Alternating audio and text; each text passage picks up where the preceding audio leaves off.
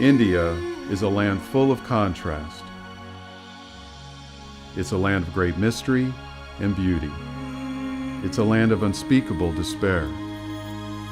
But traveling through India, one thing is for sure.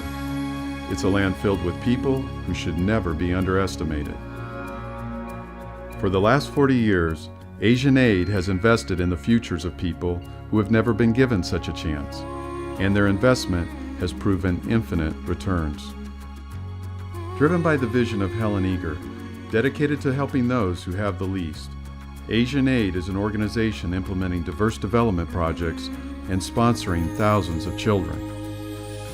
Their outreach spans from Bangladesh to Nepal, Sri Lanka, and beyond. From remote villages and empty fields to sprawling centers of education, from nothing to the unimaginable. Now, Asian Aid decided to document the work it has been doing all these years with a desire to show the world what is possible by digging wells in remote villages for clean drinking water and bringing much-needed health care to the women of Nepal, by providing an education for orphans, deaf, and blind children, giving them a sense of place, a home. But what we really discovered was being given was hope. Giving hope to children, giving hope to women, giving hope to the ones who need it the most. This is Hope in Motion.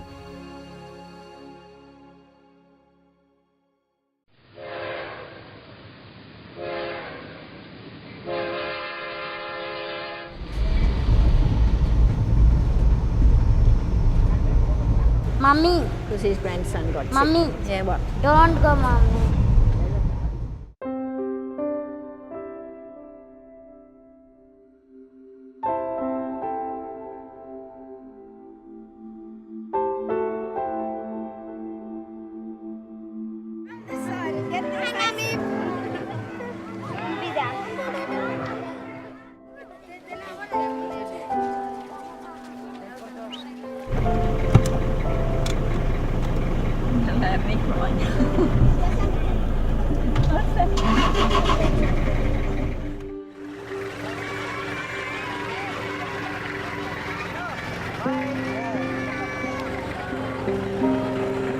I felt bad that I couldn't be there a bit longer. I really would have liked to have spent a bit of time with those biggie kids that probably won't be there next year when I come.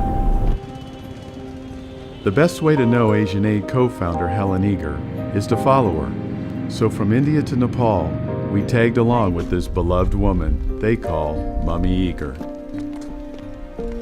She's a great lady with a big heart, and she lives so simply. I have been at her home, and she has nothing of worldly goods, but her whole life has been with Asian Aid and these children. At age 26, Helen volunteered to help a little ministry called Asian Aid, making quilts and packing supplies for the needy in Korea. Soon after, Helen was asked to direct the organization when the founder retired. With Helen's vision, Asian Aid grew rapidly throughout India, Nepal, and Bangladesh.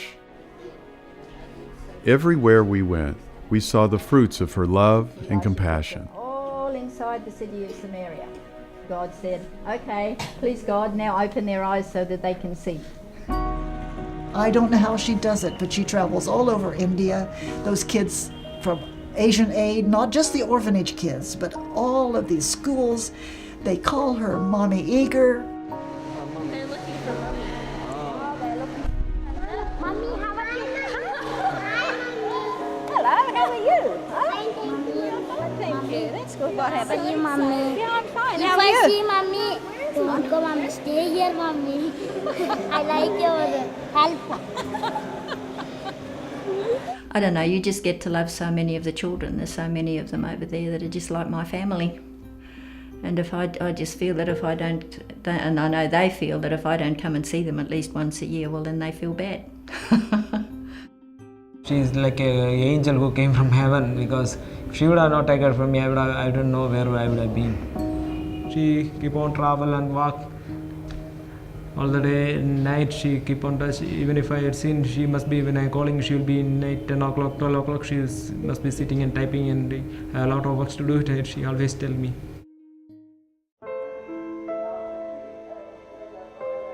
As our travels with Helen continued, each stop added to the picture of the simple biblical principle that Helen follows: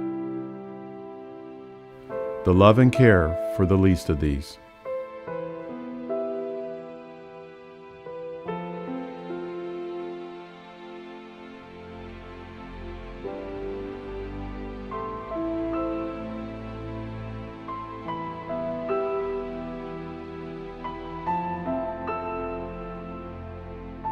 The stories about these children that are put into houses to be servants when they're very small, some as young as about 4 or 5 years, just make me so angry, because more often than not they involve abuse, and then the children are just treated like dirt, and they're often not even fed properly. They're just left to sleep in some corner of the laundry floor or something like that, and the work they have to do is just way beyond what a child of that age should be expected to do. And I guess for me, the fact that the children are not usually sent to school, that's what maybe upsets me almost more than anything.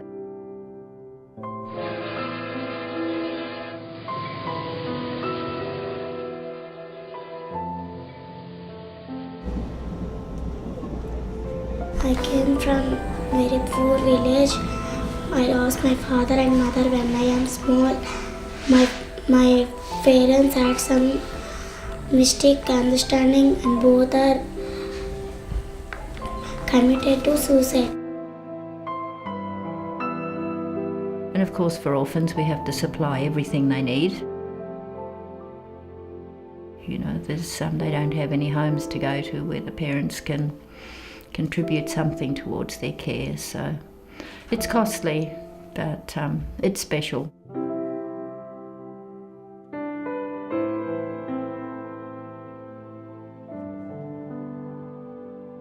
Children that have grown up in our orphanages through the years, most of them have done really, really well.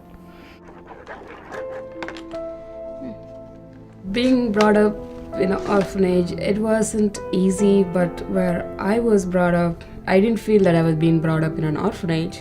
Rather, I felt I was brought up in a nice home with a lot of other kids, like we call them brothers and sisters. And then we help each other, we understand each other.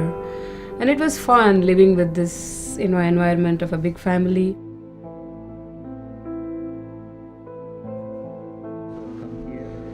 Originally, we thought the focus of our journey would be on the needs of children in India. But Helen informed us of other pressing issues that are close to her heart. So close that she insisted we change our plans and go with her to Nepal.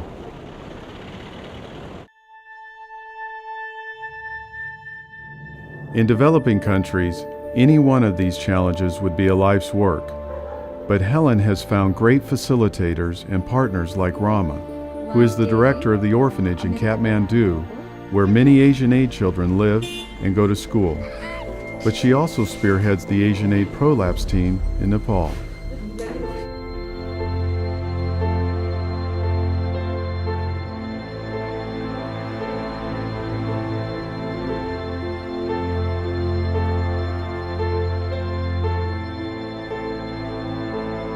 The problem primarily occurs when women give birth and, instead of resting, they are immediately put back to work carrying heavy loads. And that lady, remember, that young woman that she told you she delivered the baby alone on the mountainside? Yes. When she was cutting grass? Yes. She picked up the baby with one hand, she picked up the grass with the other hand, and she And got she- the prolapse right there on the spot. But Helen promotes a two-pronged approach through educational clinics and providing medical support, including surgeries that transform women's lives. Over the last 10 years, Asian Aid has sponsored more than 8,000 surgeries. Yeah, the government. has After showing us started what prolapse was all about, Helen wanted us to travel on to Pokhara, a 5 to 6 hour drive on a good day. And how get good's to the Pokhara. road? Some of it's good, but then Road you is never know good, until you get there. Road is not so bad, but winding, I want to say.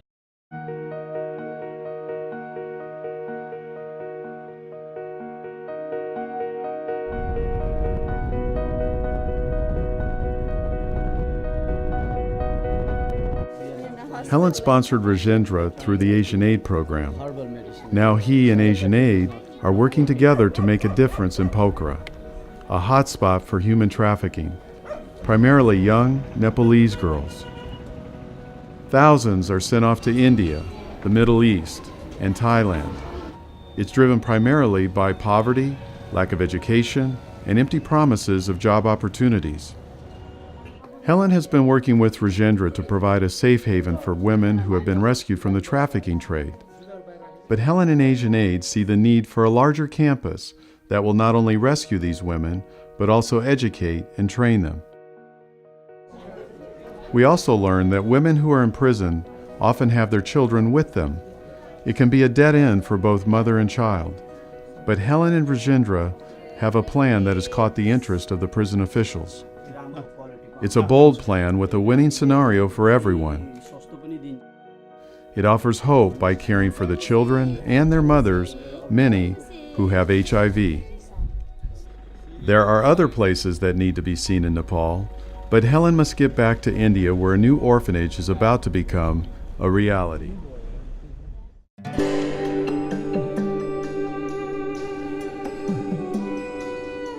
Back in Babali, India, we were here 2 months ago and this land was empty, and now it's becoming a sustainable campus. With the help of Asian Aid, Field Officer Raj Varma is moving the dream forward, and as support grows, the groundbreaking is not far off. I really like this land. Because I grew up in the country, I think this is ideal. I've worked with her for over 22 years and I can never keep up with her. Sometimes I just feel so lazy in my office working flat chat, but I just can't keep up with her. She's just doing so many things and coordinating so many things and just has her finger on the pulse of all of the different projects and the different schools. Mother Eager, from 30 years, she is doing the service for India, and she is sponsoring so many children. 5,000 to 6,000 children were sponsored because of her help.